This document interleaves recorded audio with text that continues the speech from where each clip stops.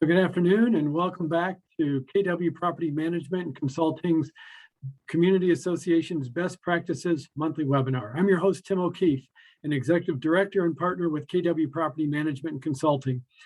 Today, we will focus our discussion on the season that is upon us. That is budget season.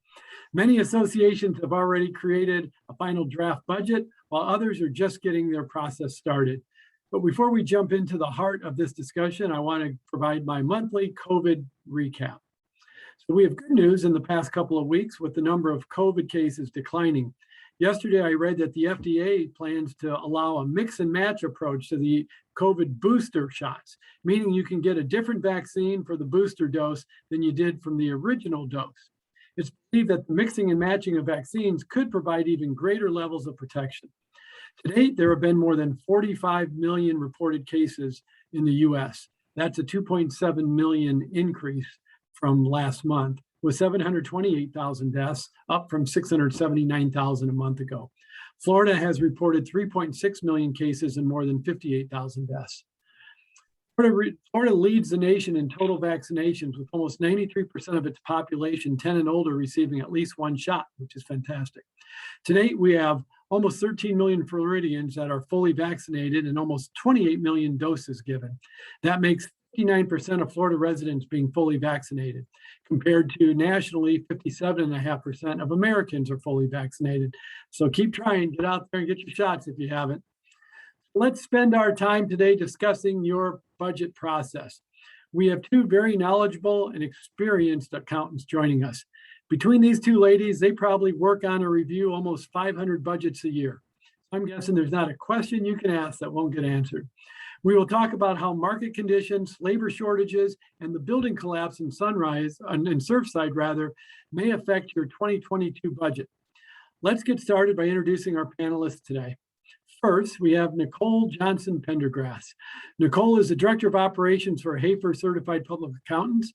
Hafer provides accounting, audit, tax, and financial management services for community associations. They have offices in Miami, Palm Beach, Naples, and Orlando. It seems that everyone knows Nicole, so she likely is a very familiar face to all of you that joined us today. Nicole, thanks for being part of today's webinar. Thank you so much for having me. I'm looking forward to it. Me too. And next we have Roxana Dorigo. Roxana is an Executive Director and Partner with KW Property Management Consulting. Roxana is a CPA that oversees the accounting services practice within KW. Roxana is always kind enough to join me this time of year to provide her expert updates and opinions and best practices for creating association budgets. Welcome back, Roxana. Thank you so much, Tim, and thank you for inviting me to my number one favorite topic, budget. Well, it's certainly going to be the topic today. So we have some poll questions that you're going to see that have popped up. You can respond during the course of the webinar, and as we move along and hit some of these different topics, I'll give you the results of those polls. So also, if you have any questions during the conversation today, please click on your icon at the bottom, the Q&A icon, and put your question in, and we'll do our very best to answer all the questions we can, time permitting. So Roxana, let's get started with you. So it is budget season. We're ready to go with budgets, and we start every year. It seems like faster and faster the budgets get upon us. So can you provide a best practice for a budget timeline that an association may want to follow if they have a December 31st year end, knowing that not all properties have a fiscal year end on December 31. But for those that do, let's use that as our baseline and talk about kind of the timeline for best practices. Yeah, so our recommendation would be to start 5 months prior to the end of your fiscal year, calendar year. That puts us right at August 1st. So it seems like that may be a little early, but there's a lot that happens during the budget season and the preparation for the budget. Specifically in our company, it is a team effort. It's a combination of our recruiting HR team, our accounting team, our operational team, not only from the regional VP to the district manager, and then on to the manager themselves. And to coordinate all of those efforts, it takes time. Also, there quite a few lines, and there are industry experts in different areas that we have to consult with.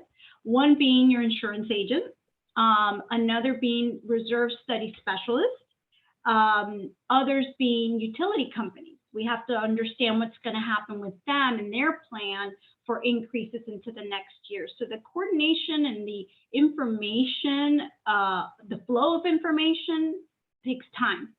So August 1st, although it sounds early, it's actually quite right to be able to approve a budget, as we recommend, prior to the start of holiday season.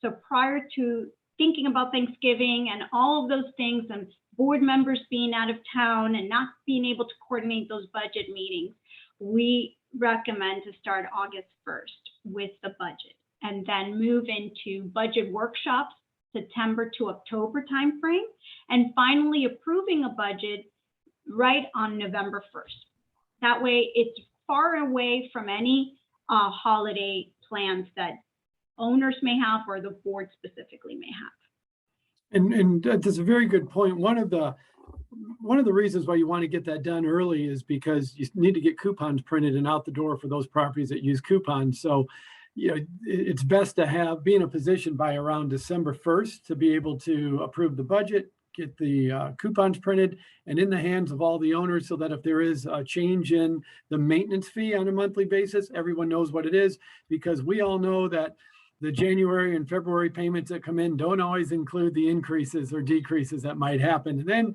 you got to catch up during the year to make that happen, right, Roxana? Very good point. Collections not being an issue come the first of the year will be great. So letting your owners know before the holiday and their attention span may be somewhere else, to let them know how to adjust their finances to get ready for that change and the potential change to their budget. Yes. And Nicole, what is your recommendation around timing for budget season? It's a great question. And I know Roxana has the most experience in that area, being on the management side. But from our perspective, with all the consulting we're doing, especially in the last 2 years, COVID wasn't a year that you could really rely on that budget because there were so many unexpectancies. And now with everything that's happened in Surfside and all the labor and all the inflation, you really want to start August. I mean, I have boards that are reaching out to me now saying they're working on it now. And that's that's very inefficient. Is the sooner the better, because you really want to reach out to those contractors. You want to reach out to your management companies, to your insurance companies. What are the increases? I mean, this year alone, the budgets we've worked with and consulted on, a minimum of 10% I've seen an increase just due to the labor of these contracts that are coming in with security companies.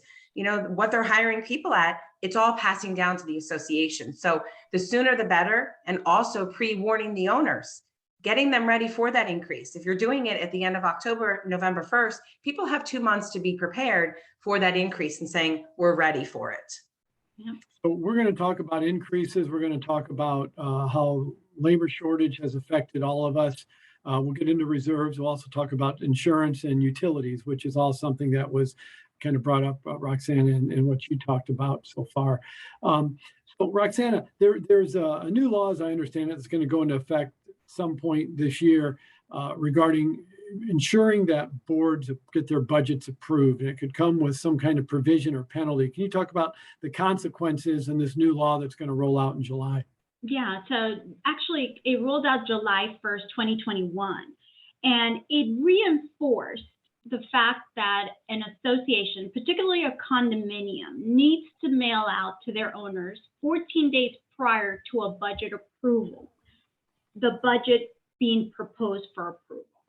So it reinforced that, but then they also mentioned that if they're not able to approve a budget the first go around, the existing budget continues. So it's all about information to the owner. If they go a second time to approval and they're unable to approve their budget at that second attempt, they could actually be in violation. And at that point, the DPPR could take notice.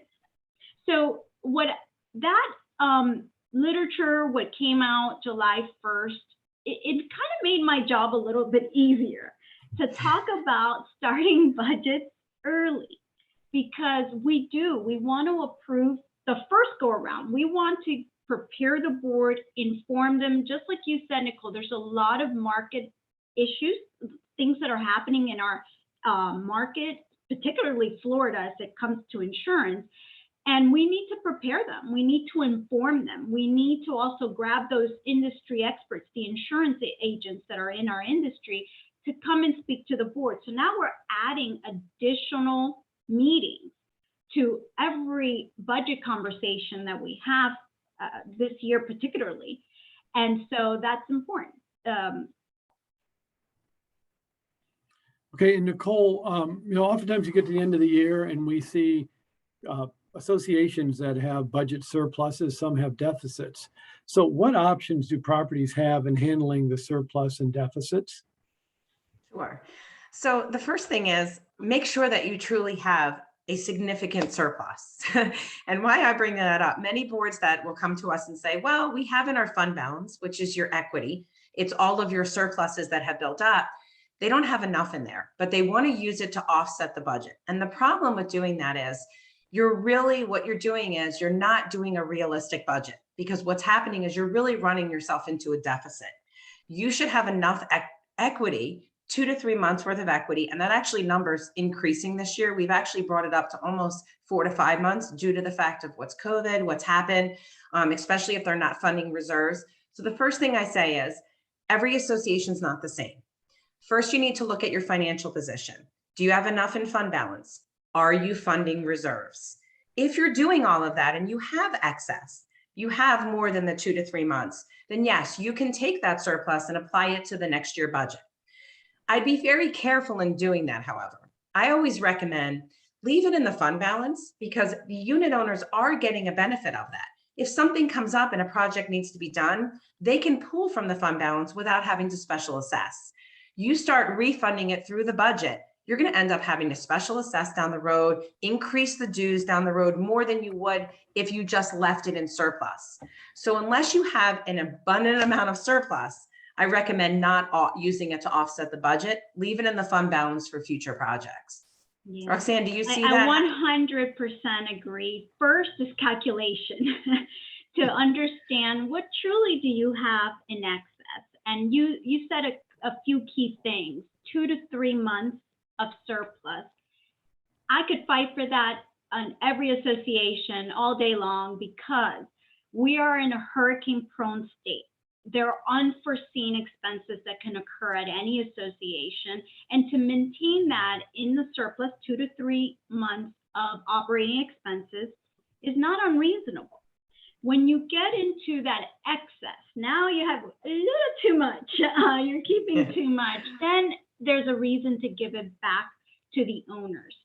However, give it back as a form of a special project, something that may not be covered by reserves, that can improve, enhance the look of an association, a flower bed as you enter into your building, walk around your property and determine, is there any aesthetics, anything that we could do to make it better for the more pleasant for the association? Give it back in that form, instead of directly giving it back as a reduction of normal operating expenses. Because what we would hate to do, which you alluded to, Nicole, is a yo-yo effect. You lower the fees for the owner next year, so you give them back $10 a month. But the following year, because of inflation, because FPL just said that their rates are going up 8%, and because now we have a market effect of, in a market where 10% is the normal increase for payroll, now you need to get that $10 back from the owner plus another $10. So that is a problem, to have this kind of up and down in fees, and it's unfair, I think, to the owner too, to have that kind of up and down on their fees. So giving it back in the form of a special project would be better, or even beyond that, giving it transferring it to reserves. That's always a good option. Some associations too, in the last year, they moved it into some of their surplus into like the insurance deductible. And it's a non-statutory reserve. So if needed, they could put it back into the operating, but it's set aside for that, especially if it's a condo high rise. They have that money, instead of giving it back, they're putting it for that insurance deductible. I've seen that in a couple of associations. Yeah, that was smart.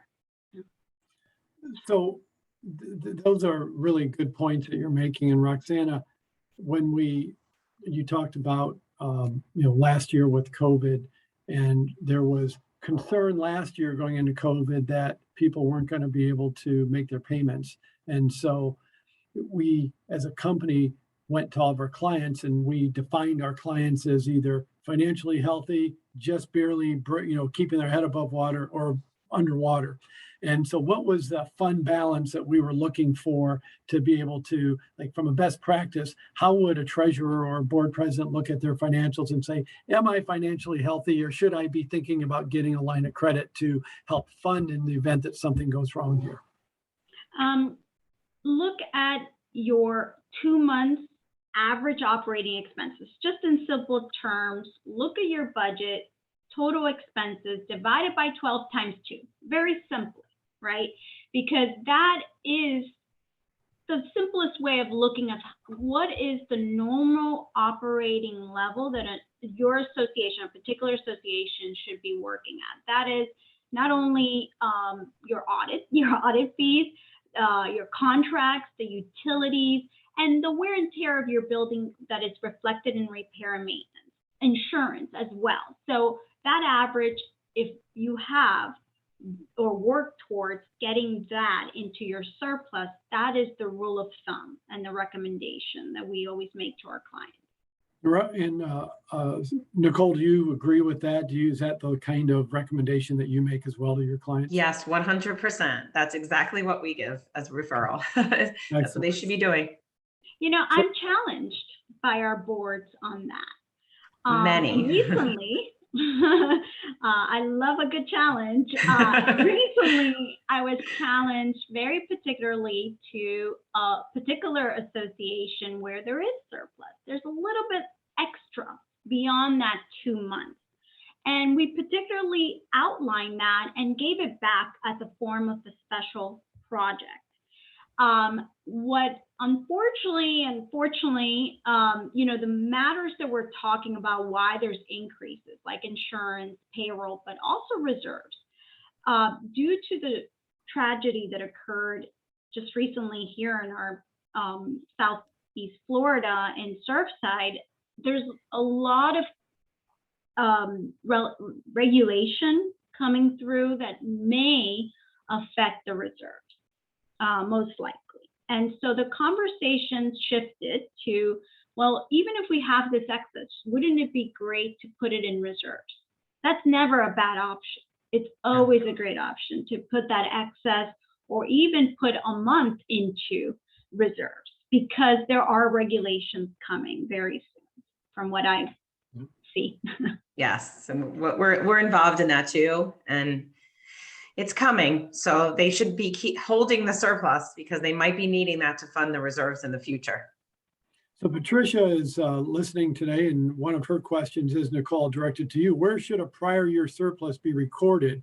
The expense budget or elsewhere? So if you're going to use the prior year surplus on the internal reporting, you're going to record it as revenue, prior year surplus, and then you're going to do your expenses. But on the external report, just so everybody is aware, because this comes up all the time when we do the external report, which is your independent auditing firm, it's not income. So it will not be reflected in the income section because it's already been recognized as income in prior years. It will flow through to the fund balance.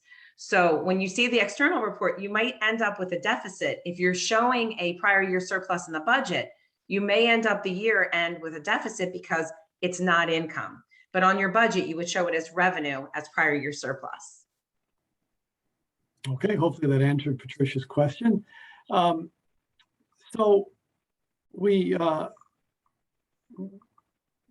Nicole, what review of the balance sheet should be done when creating the annual budget?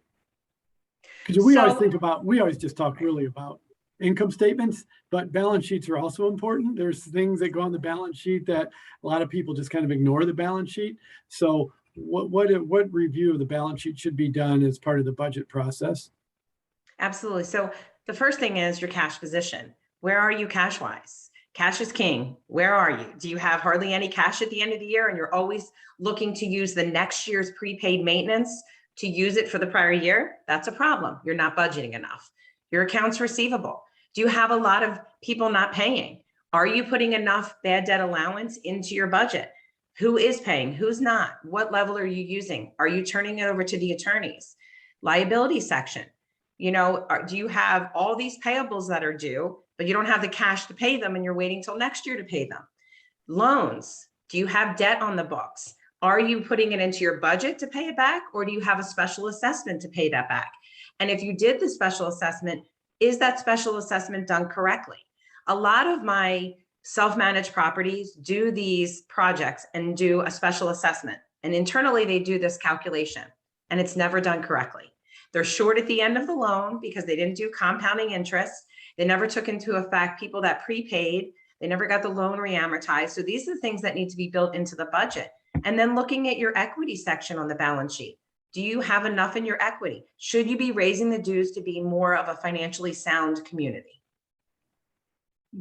100% agree. And I think it's the only time I talk about cash.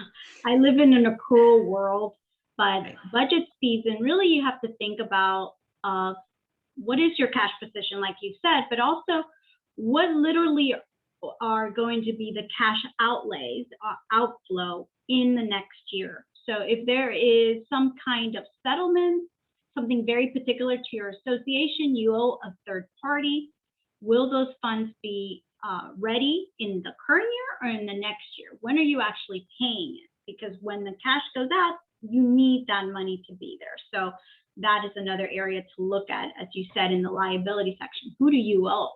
And are you able to pay them in the current year? Or are you paying them in the next year? And if you're paying them in the next year, then that needs to be an expense on your budget for the next year. And one of the last things real quick is that this is one of the interesting things on the balance sheet that you should really look at. I had an association that they had prepaid assessments of, let's say, 700,000, and their cash position was they were actually using their prepaid. Everybody that paid in December, they were using that to pay their bills. That was actually next year's revenue. So make sure you really are looking at that prepaid assessments in cash, that you're not using next year's money. Yeah, so maybe, I'm sorry, Tim, but maybe we talk about how to calculate the net cash position. You know, your true cash position, where at a given moment in time, if all your creditors came knocking on your door, what do you have truly left over? Your creditors are not only your third-party vendor supply, service, product, but also your own owners, the prepaid owners. They can come and get their money if they've prepaid. So if you think of them that way, there are creditors to the association, and you take your operating money right from your balance sheet, your total operating cash, and you subtract the current liability, including the prepaid assessments or those assessments paid in advance. What do you have left over? That's your true net cash position. Exactly. That's a very good analysis. Yeah, because prepaid maintenance fees is a liability. That's a liability because that's going to be, it's cash that's coming in that you're not going to collect in 3 months or 6 months. You got to take it out of that balance. And that's how you have to look at it. So Stuart asked a question. I'm going to direct it to you, Nicole. And I don't know, it's probably kind of partial information. You'll probably be thinking, well, it depends will be the answer. But he says, you know, what do you consider to be an abundance of surplus? Or he said their operating expenses run about $70,000 a month, and excess at end of year will be about $400,000. Okay. So the 2 to 3 months is really standard in the industry. We've increased it a little bit due to the whole COVID and the inflation. We said maybe you should be 3 to 5 months, but that is all based on if you're fully funding reserves. And why I say that is a community that has no reserves, they're waiving the reserves every year, and they have 2 months of operating, they're not really considered financially solvent, because what happens when that large project comes due? So there's a lot of different, it's not just a set standard surplus. It really depends on each association as individual. We can't compare apples to apples. That's why when I tell people they compare their building next door, and they say, well, they're paying less maintenance fees. Well, you can't compare that because their building's different. What amenities do they have? Are they funding reserves? If they're not, they're going to have a large special assessment versus your higher maintenance. So 2 to 3 months is the standard in the industry if you're fully funding reserves. If you're not, you really want to increase that higher because you're going to need it for future projects when they do come due. What do you see in the industry, Roxana? Very similar. In fact, I did come across a situation where they had over $1 million in excess surplus, but they have 0 in reserves. And they're about to embark on an external painting project for 19 buildings. So wow, that excess $1 million will come in handy for the next year. So I think the answer, as you alluded to, Tim, is it depends. And every single association is different. The history of the association is different. Did the developer start waiving reserves from day one? You started off on the bad foot already, right there, right? The statute right now allows the developer to waive reserves from day one. So there, the history of your association to the one next door where they started funding from day one changes completely. So the answer is it does depend on everything. We're about to get into the reserve discussion. It'll probably take the rest of the discussion, but we could spend 2 hours on reserves alone and not have enough time. But Roxana, Suzanne from Naples was asking, what's the best format to present a monthly and yearly budget? So we like to present not only the monthly proposed and annual numbers for the proposed game plan for next year, for the 2022, but also side by side the current approved monthly and annual for your association. And at the bottom, always remember to put a space for 2 signatures. At the moment that the budget is approved, have 2 board members sign your approved budget. So typically we have not only the presentation of the current period, or excuse me, the current year, the proposed year, and also per unit breakdown, and that is by statute. So here's a question that Sue may not like the answer to, but Sue's asking, if we mail out a budget, can we make minor changes to the budget at the meeting without sending a revised budget and having another meeting? Yes, you can. You can modify your budget on the day the budget approval is being presented to the board. So the budget can be modified by the board on that day. And then communication does need to occur to the owner. And the communication can be part of your coupon booklet or your statement that you issue to your owner, saving you an additional mailing. It's just about communication. And it could be, we typically recommend having a budget letter, something that explains what is the effect of next year's budget to the owner. And that would be something that we could point out in the budget letter, that the original budget was proposed at a certain dollar amount at the time of the meeting. This changed for this reason, and here is your new 2022 maintenance fee. Okay, hopefully that answers Sue's question. And then we're going to move into reserves. So Nicole, I'm going to hit you with the first reserve question. So, there's reserves can be done in a pooled or straight line method. Can you describe the difference between the two and what you see most often out there at properties? Sure. So back, I think it was in 2017 is when they allowed, 2007 is when they allowed for the pooling method of reserves. So the component method is you would have each line item, and when you fund the reserve, you would fund that line item for that amount. So if you have roof and your estimated cost is say $100,000, and for that year you're funding $10,000, when you put in $10,000 that year, that money in that line item can only be used for that reserve. So when you have painting, paving, roofing, and anything over $10,000, when you fund that line item, that money goes to that line item and only can be used for that line item unless you get a membership vote to move it from one line item to another. When they instituted the pooling method, it gave more flexibility to the board to use the money for any of the line items. However, there is a schedule that has to be done for the pooling method. One of our biggest deficiencies in the audits is the pooling method is not done correctly. What I mean by that, it is a cash flow method. So you're going to take it over the longest life of your asset. So let's say you have the roof that's 30 years and you're going to go over 30 years. Most associations don't put concrete restoration. If they did, that would be the longest life, but most of them fail to have that in their reserve schedule. So what happens is, let's use painting as an example. Paintings every 7 years. Well, most of our boards will, if they do this, or the self-managed properties do them on their own, they don't understand the schedule, they'll put in painting in year 7 and then never have it again. Well, it should be in year 7, year 14, year 21. So the schedule's not done correctly. It also can't include inflation. So people will say, well, how do we do this? Because it's supposed to be the funding on the pooling schedule is consistent over the 30 years. How that changes is every year you redo that schedule. So those estimated replacement costs change, the estimated lives change, the funding changes year to year. That's not a balloon payment. You're not allowed to have a balloon payment in the pooling method. I would say 95% of my communities are in the pooling method now. They're getting out of the component. For the flexibility, they can use it for any of those line items. And what are you seeing out there, Roxana? I know you're involved in every day.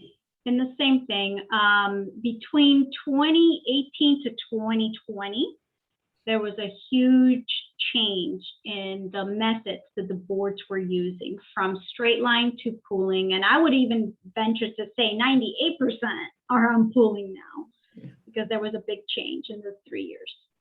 So I'm going to step back to our previous topic because Patty was asking this question. Let's get this covered. She said, please clarify if minor changes to the budget can be made at the budget meeting after the budget has been sent out.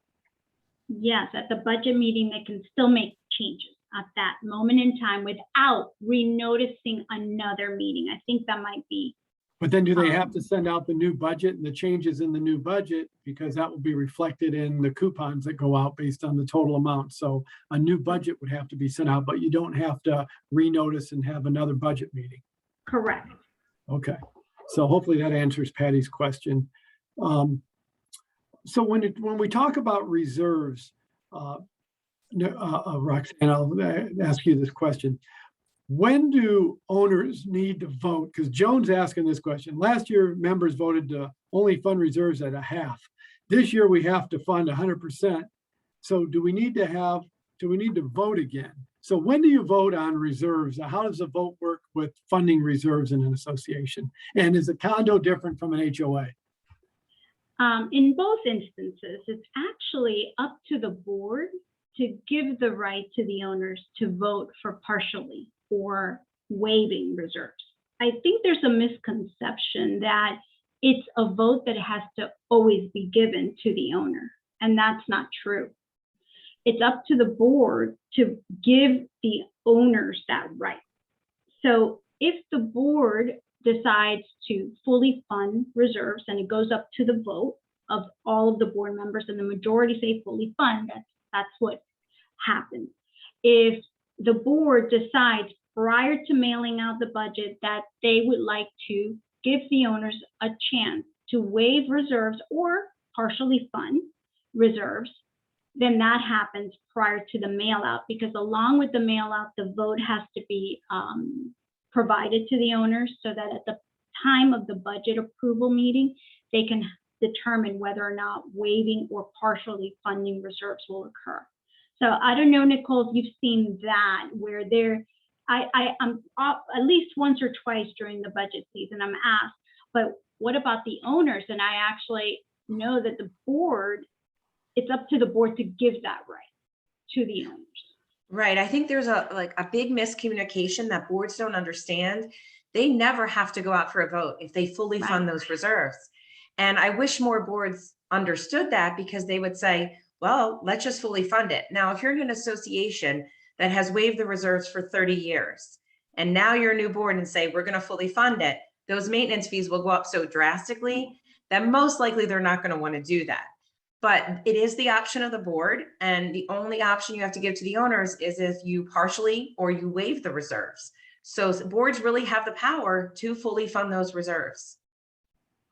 And one of the questions that we had in advance of today's session, somebody was asking, how do you force the property to have 100% reserve funding for a condo? It's like, it's easy. You just put it in the budget and don't vote on it. It can be the board's decision to fund 100%. You don't have to offer that up to the association. Now, you may only be a board member for a year, but you can get it done. True. If you value being on a board as much as some people do, some people say, gee, I'm just doing it to help. But, it depends on what your political position is on your board and how you feel about being on the board. Yeah, I think you said something key, Nicole, is that when new board members get onto a board and now they're faced with, well, this is what we've been doing for 30 years. They assume that it's a requirement to give the owners that right to vote. And it's actually, no, you could actually break that cycle and fully fund starting today. Exactly. So Mary's asking this question: what does fully funding the reserve actually mean? That's a good question. It's the calculation, because I think there's also misconception. I don't know if you've seen this, Nicole. I think I've gotten it more now than in the past, is that the reserve study specialist says fully funding means $25 million, right? That is the full replacement cost Exactly. of all your reserve components. However, in the terms of the budget, what fully funded means is whether you use the straight line or the pooling method, as long as you do each correctly, the calculation that comes out at the end is fully funded. So that number in the straight line is a little easier to explain. It's just a formula. So you have a reserve for roof replacement at $120,000, but you have 10 years to fund it. So every year for the next 10 years, you have to fund $10,000. That simple formula says that $10,000 means fully funding for budget purposes the roof.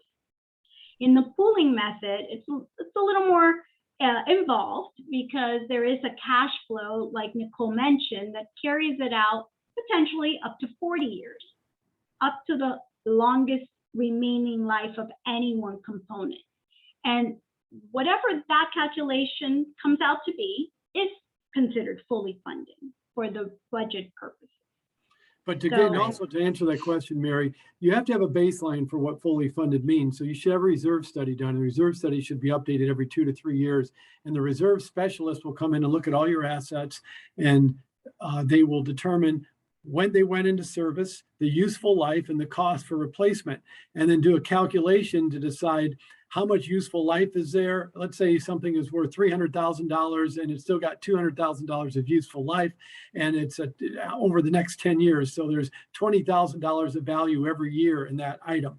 So you have to have a baseline. Now, you can either agree or disagree with the reserve study, but you have to have a baseline for what you're using as when you say you're fully funding reserves or partially funding. You can't just make up a number and say, well, I think it'll cost us this much. And Nicole talked about it earlier. So what do you have to calculate? What goes into that calculation? It's painting, pavers, roofing, and anything over $10,000. So let's just say in a condo, a cooling tower, a generator, even your conditioning your pool, your elevators, like all those things that cost over $10,000 become reserve items.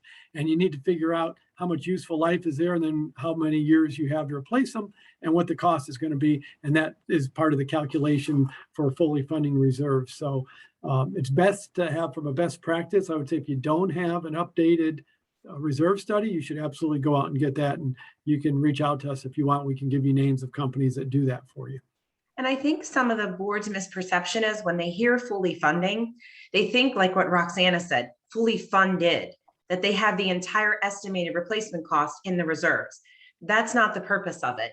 If you think about it in layman's terms, when you're fully funding, every asset you have in there, when it comes due, you would have the money to replace it at that time. So if you fully funded reserves in 20 years, you have that money to fully replace that. That's fully funding of the reserves, not fully funded that you have the entire amount. And so Roxana, here's a question from Robert that touches on the change in policy last year with the way things were done. But his question is around, can you use interest from the reserve funds for the operating account? No. No. The reserves are restricted. It's a recognized restricted fund. And anything that goes in it and anything that goes out of it has to be for the benefit of the reserve components. And if the money going in is interest, it should stay there for the benefit of reserve components to have the money when the component is due. So the answer is no. Agreed. Cannot be used. All right, so Robert, you can't use the interest from the reserve fund for the operating account. It's got to stay in the reserve fund. Okay, that answers that question. So along those same lines, Nicole, can reserve funds be used for operating expenses? If they're running short on operating, you know, we oftentimes have that question. I'm sure you get that question asked every year. Can we use our reserve money because we're running short? We didn't budget enough, or we had an expense we didn't know about. No. So if you're in a condominium association, the purpose of the budget and you're funding those reserves is those owners are putting that money aside for those restricted funds. They're not putting it aside so in case you have short on operating, you can use it. It's not allowed under statute. Unless there's a hurricane and there's an emergency situation and the governor declares a state of emergency and you use them and then you pay them back. But that is only in an emergency situation. And we often, too many times, see a due to, due from. And it actually is a violation of statutes. You cannot use it. So make sure you're budgeting enough on the operating side that you don't need to be using those reserves to fund those operating, because it is a violation. And if you do have a due to, due from, clean it up by December. So exactly, please. And cleaning it up means literally transferring the money. Exactly. As I know the auditors will check you know, if the money truly made it to the bank. exactly. Yeah, the auditors will ding you on that if you don't get that cleaned up, right? It will be. It'll be a footnote in there saying there's a potential violation. So, Nicole, based on what happened in Surfside, are you expecting laws to change that will impact associations being required to fund reserves and not be able to waive reserves in the future? Yes, I think there's going to be a major change to the legislation. I know the bar is working on legislation right now. Currently, there's a task force specifically for Surfside. As Roxana is aware of, the CIRA Committee, Common Interest Realty Association for the FICPA, Florida Institute of Certified Public Accountants, are working on it also. They've all been working together of what needs to be changed, what makes sense. So I believe next session, there's going to be a lot of changes to the legislation regarding reserves. I don't know yet what, so I can't comment on anything that's been commented on, but there will be changes. So Roxana, are we seeing a change of behavior in boards now with that in mind going into 2022? Are we seeing boards being more proactive in funding reserves? 100%. My conversations are now about when was the last reserve study done? When can we hire them? A reserve study specialist. What do we need to look at? They're getting much more involved in talking about the cash flow for the pooling. And do we have any structural components in the reserve components already? And if we don't, how do we get them? How do we get them on there? And maybe even hiring a structural engineer to come to the property and start assessing what would it take for structural components to be included in the reserve. So the conversation has definitely shifted to worrying about what's in reserves. And if they don't have enough, being very aware that there would be a special assessment, which before I think the conversation was always deterred when talking about special assessments, but now it's in the forefront. They understand it. I think with the legislation, whatever happens, we'll support more reserves in some way. And if that you don't have enough reserves, I've even read that you have to just be ready. And being ready may mean having a line of credit ready to jump in if there were a need at your association. So I found the question that was asked from Peter in Naples. He said, asking about his condo, he said, how do you convince the owners to fully fund reserves? And can we vote against yearly underfunding? But the real answer, Peter, if you're on the board, you don't have to convince the owners to fund reserves. You can just pass the budget with fully funded reserves and it's done. And that just becomes part of the monthly payment. So that's the way that actually works. And then, and how do you convince people of doing it? Well, one, there's going to be certainly expect the laws to change, and maybe it won't be on all reserve monies, but it will likely be on life safety issues and structural issues where I know I've talked to some attorneys that said they want the bar to mandate that, to the legislature to vote on this, that you have to fully fund reserves every year for life safety and structural issues, which means you have to have a structural engineer come out, look at your property, give you an estimate what it's going to take to fix certain things, and then those have to be funded 100%.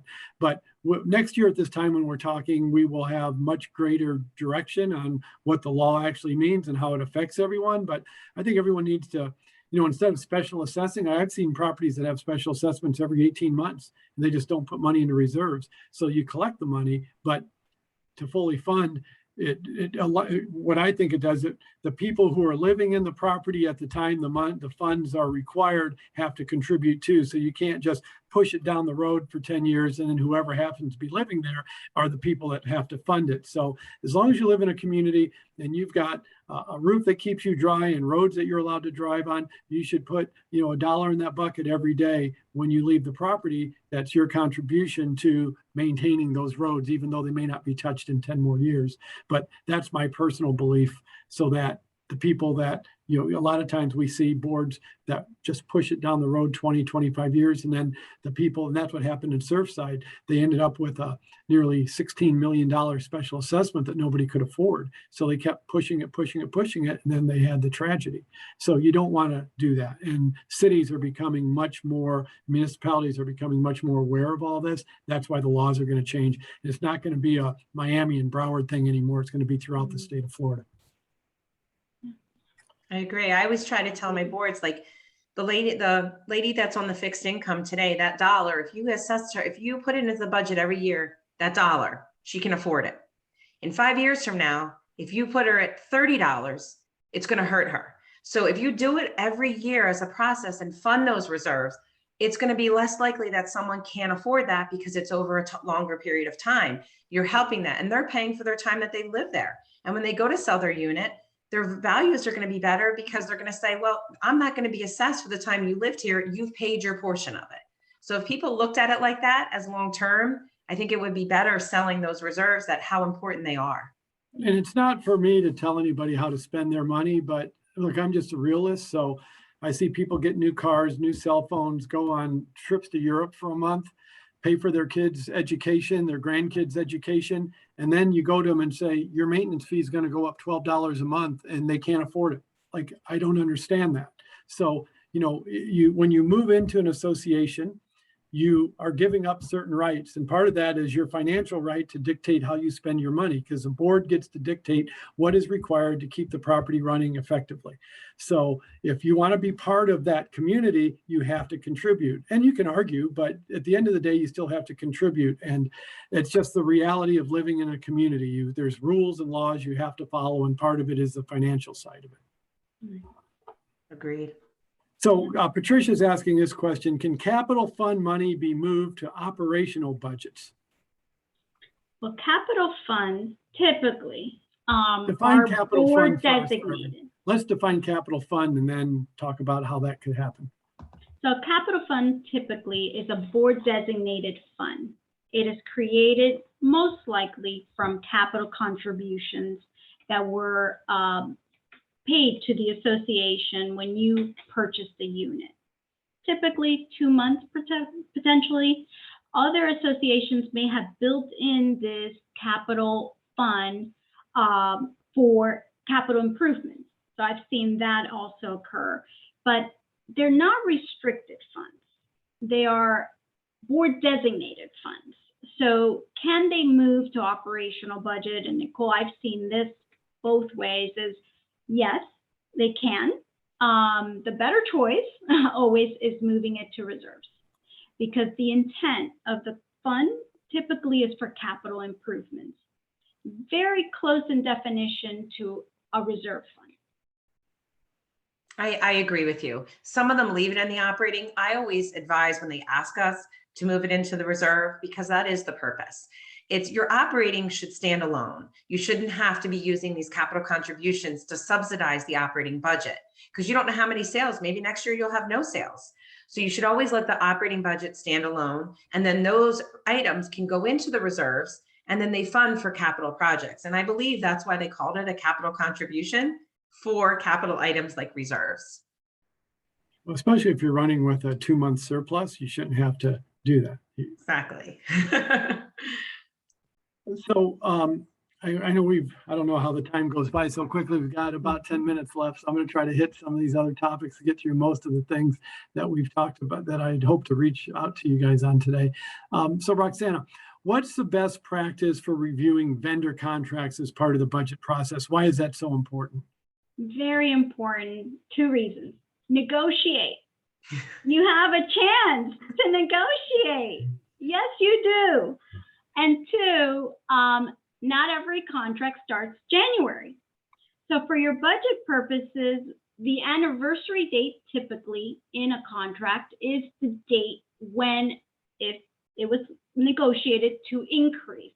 So if a contract started July 1st and you're looking to do your budget, you will remain at the monthly rate that you're on right now for the first 6 months of 2022. And then the last 6 months of 2022 will go up by the 3-4%, whatever's in the contract. So very important to not only itemize your contracts, to also make sure for completeness, to make sure you've covered all of your contracts. Those are legal obligations at that point. So to make sure that they're all included in your budget, that the increases, if any, are included at the right time frame and not just for 12 months. Okay, so let me ask Nicole a question about insurance. So what's the best way to budget for insurance? And Stuart's actually a good question. He says, insurance companies are reluctant to provide quotes before November, which creates major problems in budgeting the necessary amount. How do we get them to be more flexible? They use the excuse of hurricane season needs to come to an end before they can give you a quote. But what are you seeing? And Roxana, you can answer this as well. But Nicole, what's the best way to look at insurance and how do you budget for it effectively? So what I'm seeing this year is all over the board. So average right now, I mean, I had association call me last week. They went up 100% from the prior year. They doubled. So it's a little scary. I'm seeing on average, just the budgeting. I know Roxana will have better input, but 20 to 30%. And the problem is, you're right. If your renewal is in that time frame of your budget, it's a problem. It's because you don't know what it's going to be. And especially right now with where insurance rates are going, how do you really budget for that? So the best thing is talking to your insurance agents, seeing what they're seeing out there. It's really an estimate. That's all you can do. If your renewals are in like June, that's a different situation. So it really depends when your renewals are and really reaching out to the agents, because across the board, insurance has gone up and it all depends on where you're located. We've talked to some agents where they're saying some insurance companies are completely not covering Florida anymore. And if you're with that insurance company, what are you going to do? You're going to have to find backup plans. And are they going to be higher? And where are your levels? When's the last time you had the appraisal done on the building also to make sure that you are having enough insurance to cover that? So I'm sure Roxana sees more of that. She's in the everyday of the budgeting. Average, you're right. I'm seeing 20 to 25% increases, particularly in property, umbrella, general liability. And it's for not one reason, but so many. I think there's like a perfect storm now in the insurance area that is a long time coming. I've understood from the experts, the insurance agents, that it doesn't mean one particular event. It's an accumulation of events that have happened over years and now is coming to fruition. So the ones that I've talked to is, remember Michael? And I'm like, Michael who? A hurricane that happened in 2016. Remember Irma? Yes, I know her. I know. In 2017, there was a hurricane. So all of those things, little by little, probably unbeknownst to our associations, have been creeping up the reinsurance market. And it hasn't stopped. And then there's lawsuits. I'm sure we could pinpoint some of the lawsuits coming out of Surfside, having some effect, but it's been happening. Bad weather, lawsuits, the carriers leaving the market because Florida, all have creeped up to now. And it's the largest increases, at least since I've been in the industry for the last 14 years, that our insurances are going up. And to that person that asked that their insurance agent's not giving them a quote, we do ask for a quote in writing for our insurance agents, because they have to understand that we are in the midst of trying to look into 2022, and it's in their best interest too that we have the funds and that we're collecting what the premiums are, and this should be a partner with us on that. Most are. They do put it in writing, and so before November. Roxana, what are we seeing as far as utilities going up this year? What kind of percentage are we seeing? So it sounds like insurance is anywhere between 20 to 100%. Some are only 7 to 10%, but I think everyone's seeing a bit of a bump in insurance, average 20 to 30%. What about utilities this year? FPL actually issued in June of this year a letter that talked about a 4-year plan. And the 4-year plan, as you read it, it averages at 2.5. And we thought that's great. That's pretty much what we asked every year, about 2.5 to 3%. Into the next year. But if you read the fine print, actually next year's increase is 8% to your electricity for next year. After that, it goes down to 2.5 or 2%. That's why the average is 2.5, but particularly for next year, it's 8%. And the way to calculate it, or the best way to calculate it, is to look at your projection. Where do you think you're going to end the year? And then multiply 8% on that number. It's not 8% of your current budget. It's the projected actual times 8%. In water, it's a typical 3 to 5%. So that's what we're recommending our associations to do. Okay. And I know what, Nicole, you can answer this question. So you're giving, what is your overall increases that you're giving your boards as far as suggestions? What are you seeing when they get to the end of their budget? What kind of an increase are they seeing this year? And what's the real drivers behind it? Certainly insurance is one of them. Insurance across the board is contracts. So what I've seen in all of my consulting with the budgeting is their contracts, security contracts, because the cost of labor. Their landscaping contracts, all of their major contracts are going up. And what I'm seeing on average is a minimum of 10% as their budgets are going up. So they're trying to go out and negotiate, but everybody across the board, every contractor, regardless what landscaping company you're going to, what security company, they're all facing those labor issues and cost of inflation, cost of gas. It's all passing down to the community. So on average, a minimum of 10% that I'm seeing increases in the budget. And I'm telling everybody across the board, I don't know anybody that hasn't gone up. I don't know anyone that has remained the same, because every contract has gone up. But insurance and the major contracts is where I'm seeing most of them. Yeah, agreed. That's And where labor is a big thing. Like we see it in our business, because positions that 2 years ago we hired for $12 an hour, you can't find anybody for under $15 an hour now. So it's just there's a labor shortage. We all know there's a labor shortage. There's a supply chain shortage. So that's going to increase supplies as the year goes on. And we're not even in the worst of the supply chain shortage, as based on what we're reading, at least, that we're not even there yet. But it's hard to get the product off the containers and into the shelves so that we can all purchase them. So everything's going up.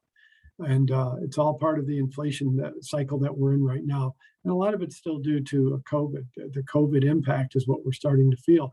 Because I don't know where all the people were that used to work, but they're not out there anymore. I I'm know. not sure what they're doing.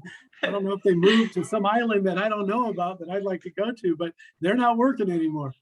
Me too. In our field too. It is Yes, impossible to in find help. accounting, yeah. Yeah. You cannot find anybody. It's We're like, what where used did they to go? take us- yeah, it used to take us 2 to 3 weeks to find a good candidate and several good candidates. Now it's 2 to 3 weeks to even get one resume. And it's Correct. taking us 1 to 2 months to even hire someone. So Yeah, it's a different world in the labor force. yes.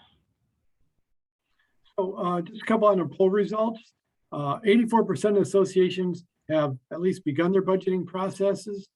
12% of those who have begun the process have completed and approved their budget. So you guys get a gold star, that 12%. 96% of associations are seeing an increase in their budget this year. So we said we're seeing it at 100%. That's pretty darn close.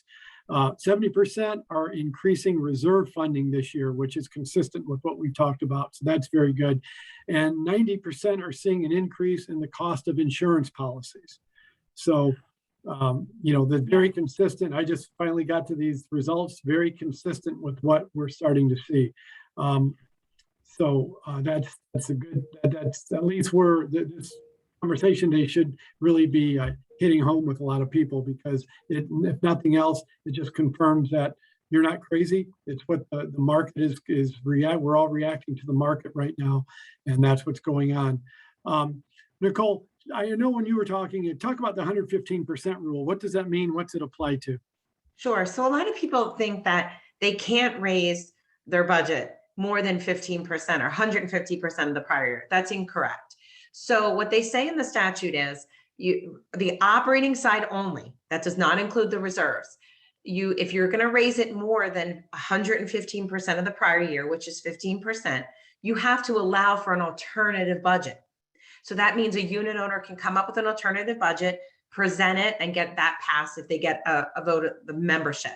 I've never seen it in the 17 years that I've done this. I've had boards raise it 20% and nobody's brought an alternative budget. So you can increase it more than the 15%, but it's also only the operating side. The reserves is not included in that 15%. Yes, and I often get that question. We can't increase it more than 50%. I'm like, oh yes, you can. Just be ready for an alternative budget. And sometimes at our office we have fun and we have a quiz, and there's a specific date. It's a very weird one. After a budget is approved, that owners can gather and create an alternative budget that's presented to the board. Do you know the date? 21. No, I don't. 21 days. Really? So after a budget is approved, a budget that's approved with an increase of 15%, they can gather a group, a committee, to come up with an alternative budget, but it has to be within 21 days of the budget approval. I'm glad I learned something today. I did not know that. Thank you. So that's the association lemon law to budgeting. You can, if you buy a car, you get 3 days to return it. You got 21 days to change your mind if you don't like the budget the board put in front of you. Huh? So, other question. Two more questions. One's very quick. I'll send it to you, Roxana. Joan's asking, how much can you raise the monthly assessments before an owner vote is needed? And you're just talking about this. So, is an owner vote ever needed based on raising your budget? No. Again, you might have a short life on the board, but you can raise it whatever you think you need. Correct. And then just as a final question, I'll let you all answer this and then we'll wrap up. Lawrence is asking, and it's a very good question and kind of tying all this together. What do you see as an effective division of budgeting tasks between management, treasurer, and finance committee? Well, management should carry it and consult with the treasurer and finance committee, and ultimately the board has the deciding vote, the decision making on every line.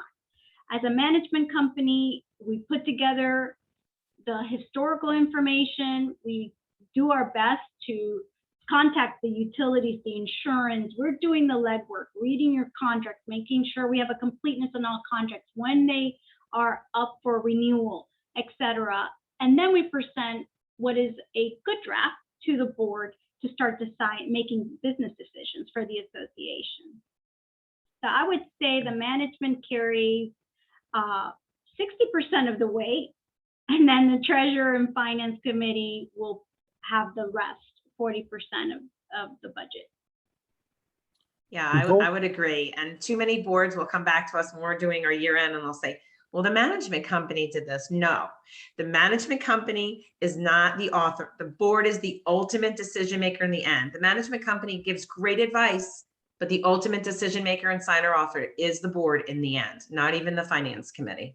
And The many new management company is clients, really there to provide some guidance and do the legwork. I mean, it's a lot of legwork, and that's what the role of the management company is.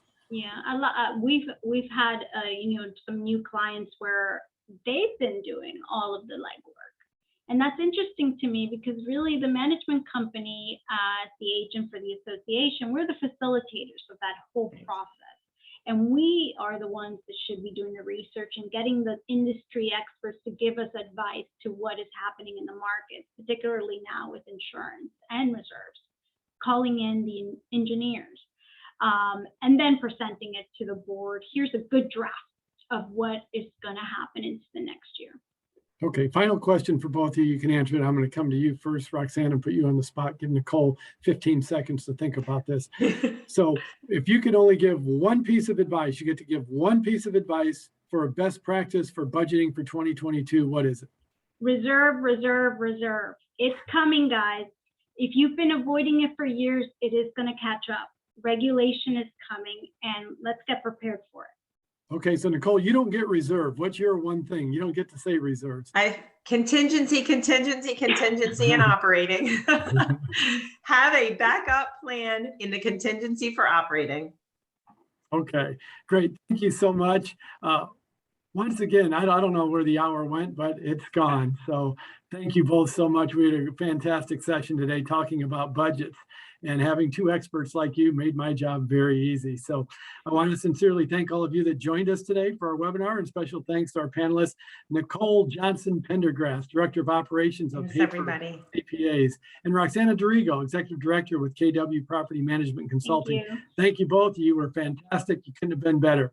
Good luck to all the boards as they prepare their 2022 budgets. Be sure to rely on your management team as you create your budgets. Don't do it alone. Today's session is recorded. You can watch this broadcast again or share it with a fellow board member. You can find it on our website at kwpmc.com and our YouTube channel at KWPMTV. We'll send it out to you all by email tomorrow, so you can forward it on to whomever you think should listen to it. We look forward to having you join us again next month on November 18th as we continue to talk best practices for community associations, the third Wednesday of every month from 3 o'clock to 4. From all of us at KW Property Management and Consulting, be respectful to your neighbors, stay healthy, and have a great month. Thank you all. Thanks, everybody. Thanks, Roxana. Bye. Good job, Tim. Thank you. Thanks, Thank you. Bye now. Nicole, bye.